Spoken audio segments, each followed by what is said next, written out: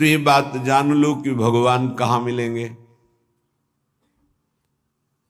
श्रीपाद कहें, ये हम डंके की चोट से कहते हैं कि हमारी लाडली जू परम पावन वृंदावन धाम में अभी इसी क्षण लीला परायण है। राधा वृंदावने वन इति प्रकटः पुराणे, बहुत से शास्त्रों में ऐसा वर्णन, गर्ग संहिता देख लीजिए, पाताल खंड में ब्रह्म वैवर्त पुराण में बहुत सुंदर वर्णन है, जगह जगह वर्णन है। तो जहां हमारी किशोरी जो है वहीं प्रभु विराजमान है। अब सूक्ष्म विषय इसका, किशोरी जो प्रेम रूप है, जहां प्रेम है वहीं हरि है। प्रेम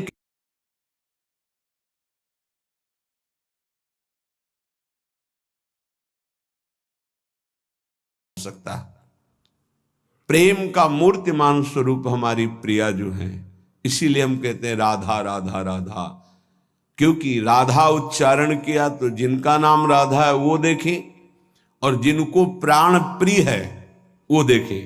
प्राण प्रिय है हरि को, हरि रसना राधा राधा रट, स्वयं हरि जो राधा राधा रटते हैं, और किशोरी जो प्रिया प्रीतम दोनों हमारी तरफ देखेंगे राधा उच्चारण से। तस्या विधेय मसमूर्ध महानुराग, किशोरी जू की कृपा से ही महाअनुराग प्रकट होता है। महाअनुराग में ही हरि का साक्षात्कार होता है, प्रिया प्रीतम का साक्षात्कार होता है। इसलिए अगर हमारे वाक्य को आप समझ पा रहे हो, श्रीपाद कह रहे हैं, तो आप वृंदावन का आश्रय ले लीजिए।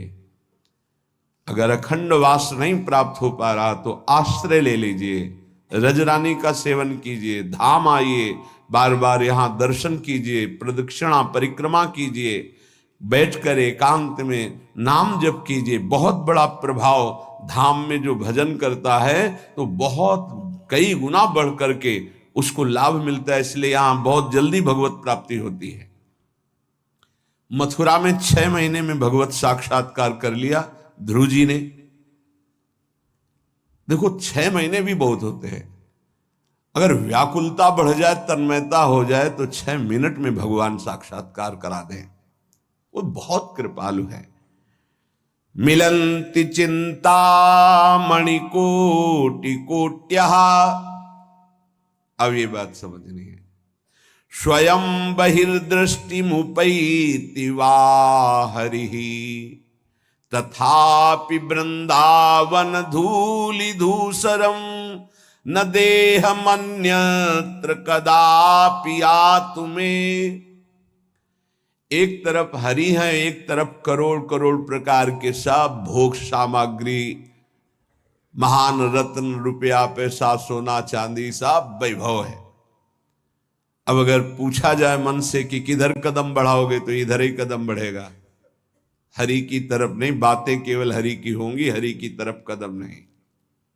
बहुत विचित्र माया है, बहुत विचित्र माया। देखो ना, मन समझा रहा है अभी भोग लो, हरि तो आगे मिल ही जाएंगे। आगे कब कब आगे मिल जाएंगे? कितने दिन की आयु है? हमारा मन हमको गलत सलाह देकर हृदय को अपवित्र करता रहता, हम राजी बने रहते हैं।